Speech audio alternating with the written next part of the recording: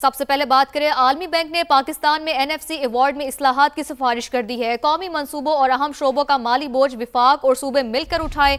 आलमी बैंक ने पाकिस्तान में 10% से कम टैक्स टू जीडीपी की शरह को इलाकाई ममालिक के मुकाबले में कम तरीन करार दे दिया। ज़रूरी आमदन पर टैक्स वसूली और प्रॉपर्टी टैक्स के यकसा निफाज की भी सिफारिश कर दी है। तो आपको अपडेट करते चले, आलमी बैंक ने पाकिस्तान में एनएफसी अवार्ड में इस्लाहात की सिफारिश कर दी। कौमी मंसूबों और अहम शोबों का माली बोझ विफाक और सूबे मिलकर उठाएं। आलमी बैंक ने पाकिस्तान में 10% से कम टैक्स टू जीडीपी की शरह को इलाकाई ममालिक के मुकाबले में कम तरीन करार दे दिया है। शकील अहमद से मजीद जानते हैं। जी शकील, आगाह कीजिएगा। देखिए, ये बहुत बड़ी डेवलपमेंट है क्योंकि आलमी मालियाती फंड जो है उसके बाद अब वर्ल्ड बैंक जो है उसने भी आईएमएफ के बाद ये पॉइंट आउट किया है कि पाकिस्तान में माली डिसिप्लिन के लिए बड़े चैलेंजेस हैं।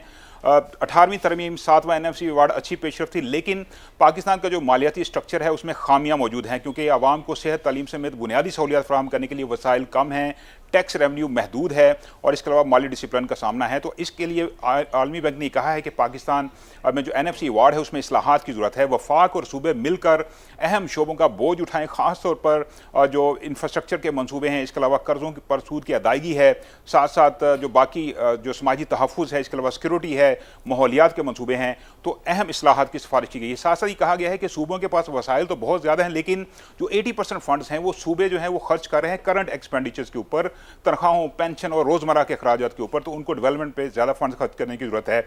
इसके अलावा पॉइंट आउट किया गया है कि पाकिस्तान में टैक्स टू जीडीपी की शरह 9.9% है, जो कि इलाकाई मुल्कों के मुकाबले में बहुत कम है। इवन इंडोनेशिया, वियतनाम, भारत, तुर्की कहीं आगे हैं पाकिस्तान से, और पाकिस्तान को टैक्स टू जीडीपी की जो शरह है उसको बढ़ाने की ज़रूरत है। साथ साथ ये कहा गया है कि ऐसे सूबे जो ज़्यादा अच्छा काम करें, परफॉर्मेंस बेहतर हो, उनको ज़्यादा वसाइल दिए जाएँ, ना कि आबादी या दीगर जो मामला हैं उसकी वजह से ज़्यादा फंड दिए जाएँ। इसके अलावा वर्ल्ड बैंक ने यह भी तजवीज़ किया है कि पाकिस्तान के अंदर टैक्स निज़ाम में इस्लाहात की ज़रूरत है और ज़रूरी इनकम पर टैक्स वसूल किया जाए। टैक्स टू जीडीपी बढ़ाने के लिए जो जीएसटी की शरह है उसको मौसर यकसा नाफिज किया जाए, प्रॉपर्टी पर यकसा टैक्स नाफिज किया जाए, और इसके अलावा दीगर शोबे हैं। अहम तरीन सिफारिशात दी गई हैं इस रिपोर्ट के अंदर जो कि आलमी बैंक ने जारी की है। सही शकील अहमद, बहुत ही तफसीलन आपने आगाह किया, बहुत शुक्रिया आपका। आगे बढ़ते हैं। नए माली साल का पहला रोज पाकिस्तान स्टॉक मार्केट में नुमाया तेजी का रुझान देखा जा रहा है। दौरान ट्रेडिंग 2300 से ज्यादा पॉइंट्स की तेजी, 1,81,000 और 1,82,000 पॉइंट्स की दो हदें बहाल हो गई हैं। तो आपको अपडेट कर रहे हैं कि नए माली साल का पहला रोज है, पाकिस्तान स्टॉक मार्केट में नुमाया तेजी का रुझान देखा जा रहा है। इसी पर बात करेंगे, रिजवान आलम हमें ज्वाइन कर चुके हैं। रिजवान, मार्केट की क्या सिचुएशन है?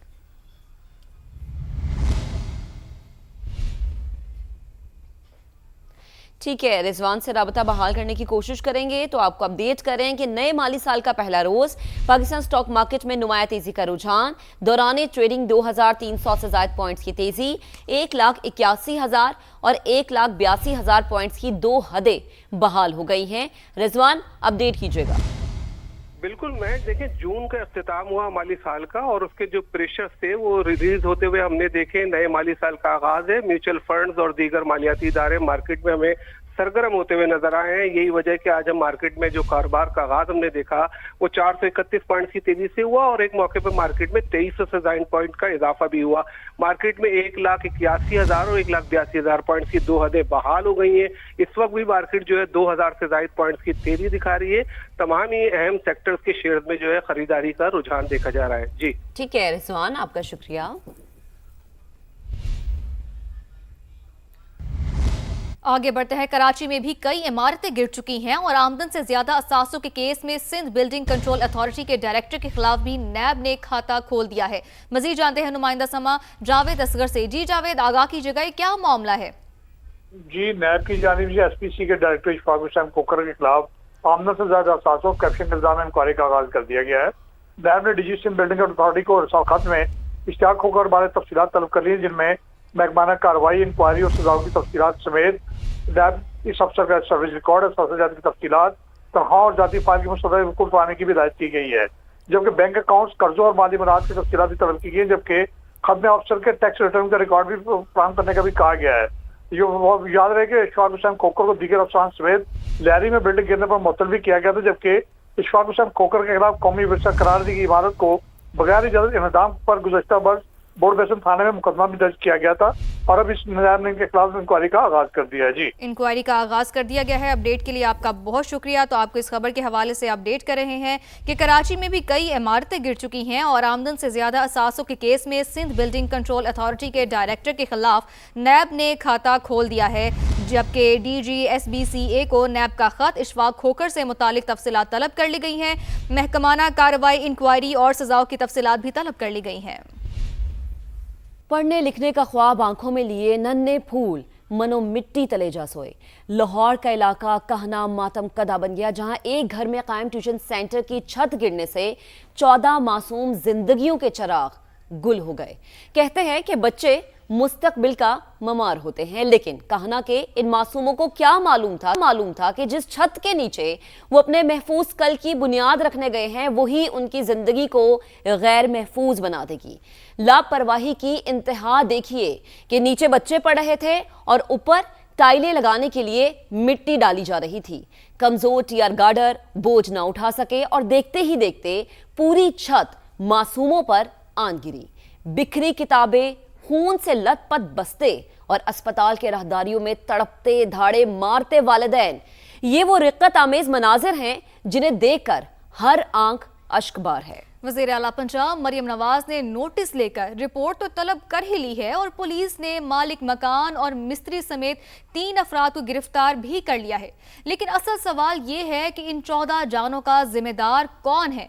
क्या सिर्फ एक मुकदमा दर्ज कर लेना और रिवायती पकड़ धकड़ उन माओ के जिगर गोशे वापस दिला सकते हैं? हमारा निज़ाम ऐसे हादसात के बाद ही क्यों जागता है? कहना का हर मुतासरा खानदान आज इसी जवाब का मुंतजिर है। बिल्कुल। तो कहना में ट्यूशन सेंटर की छत गिरने का वाकया और जख्मी खातून टीचर का बयान सिर्फ समा पर हम आपको दिखाएंगे। बताया कि मेरे माली हालात अच्छे नहीं हैं जिसकी वजह से आती हूँ। मजमूई तौर पर 30 से 35 बच्चे पढ़ने आते हैं। गुज़िश्ता रोज 20-22 बच्चे आए थे। बारिश से छत टपकती थी जिसकी वजह से मुरम्मत का काम शुरू किया गया था। मजीद क्या बात की खातून टीचर ने, आपको सुनवा देते हैं। सर ये कुदरत की तरफ से हुआ है, इसमें किसी का कोई हाथ नहीं है। अल्लाह ताला की तरफ से जो भी मामला हुए, मैं खुद भी मलबे के नीचे आई हूँ। बाकायदा मेरी अपनी बच्ची भी मेरे जेठ के बच्चे, मेरे देवर की छोटी सी 1.5 साल की बच्ची, वो भी उधर ही मौजूद थी। लेकिन मुझे नहीं पता उनकी पोजीशन कैसी है। मेरी बच्ची को भी चोटें वगैरह आई हैं।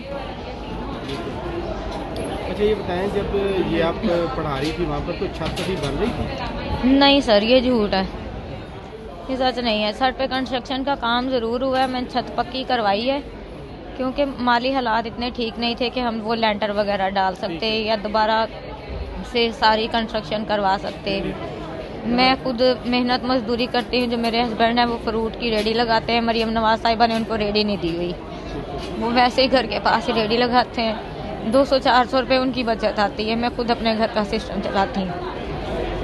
मैं ये कहा जाता है कि जब बच्चे नीचे पढ़ रहे थे तो ऊपर काम हो रहा था, मजदूर थे, इसलिए वजन ज्यादा हो गया, इसलिए क्या? सर नहीं, अगर काम हो रहा हो फिर तो नहीं पढ़ा सकते आप? नहीं सर, मैं फिर नहीं पढ़ा सकती। मैं खुद बाकायदा छुट्टी दे देती होती हूँ। मेरे घर में कोई इस तरह का मामला भी हो, लाइट भी गई हो, तो मैं बच्चों को छुट्टी दे देती हूँ। मैं बच्चों को बस में नहीं पढ़ाती। ठीक है, क्योंकि वो बच्चे मेरे अपने बच्चे हैं। यानी अभी छत बन चुकी थी? बन चुकी थी सर, सारा कुछ हो चुका था। नहीं, कुछ भी नहीं था। गार्डर टूटा क्या हुआ? ये कुदरत की तरफ से हुआ सर। गार्डर टूटा है, क्या मामला है? सर मुझे खुद नहीं पता, मैं खुद मलबे के नीचे दब गई हूँ। मुझे खुद नहीं पता कि मेरे कमरे की क्या कंडीशन हुई है, कैसे हुआ है, बच्चे सारे नीचे कैसे आए। ये गुफ्तगू आपने मुलाहिजा की है सानिया खाना सिर्फ एक अफसोसनाक हादसा नहीं बल्कि कई ऐसे सवाल छोड़ गया है जिनके जवाब अब तक नहीं मिल सके हैं।